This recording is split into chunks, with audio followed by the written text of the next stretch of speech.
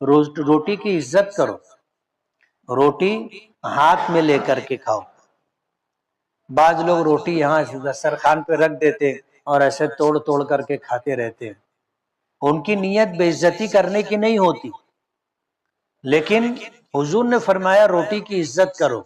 تو روٹی کے ساتھ ہر کھائی جانے والی چیز کی عزت کرنا چاہیے۔ جو دسترخوان پر دانا گر جائے، ریزہ گر جائے، اسے اٹھا کے کھانا چاہیے، پلیٹ کو صاف کرنا چاہیے۔ حدیث پاک میں آتا ہے کہ جب پلیٹ میں کچھ لگا رہ جاتا ہے اور آدمی ایسے ہی چھوڑ دیتا ہے تو وہ شیطان کی خوراک بنتا ہے، وہ برتن بد دعا دیتا ہے۔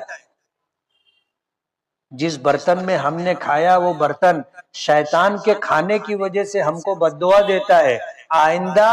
ہم کو کھانا نہیں ملتا، یا ملتا بھی ہے تو کم ملتا ہے، یا ملتا بھی ہے تو